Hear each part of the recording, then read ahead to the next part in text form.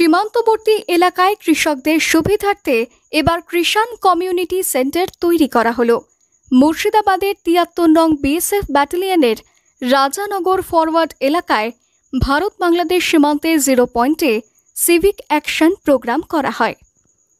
জানা গিয়েছে, বিএসএফ এর উদ্যোগে এবার সীমান্তের জমিতে তৈরি হবে কৃষাণ কমিউনিটি সেন্টার, যেখানে কৃষকরা বিশ্রাম নিতে পারবে। কৃষাণ কমিউনিটি সেন্টারে পানীয় জল, বসার চেয়ার, বেঞ্চ, মোবাইল চার্জ দেওয়ার জন্য সোলার প্যানেল রাখা হয়েছে। এর ফলে উপকৃত হবে সীমান্তের চাষিরা। চাষাবাদের মাঝে কৃষকরা কমিউনিটি সেন্টারে বসে বিশ্রাম নিতে পারবে। উপস্থিত ছিলেন স্থানীয় কৃষক, প্রধান, পঞ্চায়েত প্রতিনিধি, ৭৩ নং বিএসএফ ব্যাটালিয়নের কমান্ডিং অফিসার दिनेश सिंह सह अन्यान्य बीएसएफ आधिकारिकरा। लेकिन हम सारा प्रयास कर रहे हैं और इस प्रयास में हम अपने बॉर्डर की सिक्योरिटी और बॉर्डर पर रहने वाले इंडियन पॉपुलेशन के इंटरेस्ट में जो भी बेस्ट होगा वो सारे स्टेप्स लेंगे, सारे मेजर लेंगे। और यह यहाँ के लोगों के दिलों में इस बात का भरोसा देने की मैं कोशिश करता हूँ अपने बटालियन के बिहाफ कि हमारे रहते यहाँ पर किसी अनहोनी की गुंजाइश नहीं है।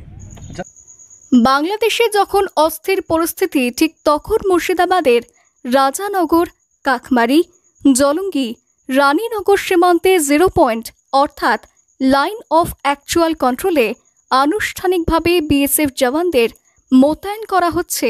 কয়েকদিন আগেই দুদেশের সীমান্তের কাছে নিয়ে যাওয়া হচ্ছে বিএসএফ ক্যাম্প এবং ওপি পয়েন্টগুলি। নজরদারি বাড়াতে বাড়ানো হচ্ছে টহলদারি ভ্যানের সংখ্যা, বাড়ানো হচ্ছে উঁচু ওয়াচ টাওয়ার। তবে শুধু সীমান্তে প্রহরা দেওয়া নয়, এবার কৃষকদের কথা মাথায় রেখেই কৃষাণ কমিউনিটি সেন্টার তৈরি করা হলো। সীমান্তে চাষ করতে যাওয়া কৃষকরাই শুধু নয়, উপকৃত হবেন গ্রামের বাসিন্দারা। ৭৩ নং বিএসএফ ব্যাটালিয়নের কমান্ডিং অফিসার দিনেশ সিং জানিয়েছেন, সীমান্তে ফসল চাষ করতে যান অনেক কৃষক। সামনেই বর্ষা ও প্রখর তাপপ্রবাহ তৈরি হবে, তাই কৃষকদের কথা ভেবেই এই সিদ্ধান্ত গ্রহণ করা হয়েছে।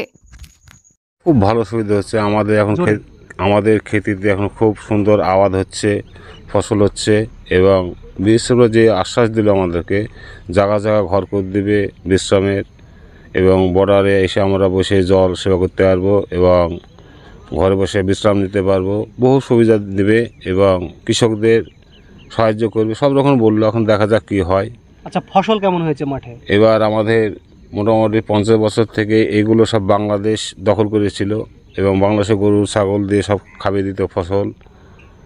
এবার আমাদের মাঠে ফসল একটা লড়েনি, খুব বিএসএফ জিরোতে আসার জন্য খুব ভালো আছে ফসল। মুর্শিদাবাদ থেকে কৌশিক অধিকারের রিপোর্ট, লোকাল 18 বাংলা।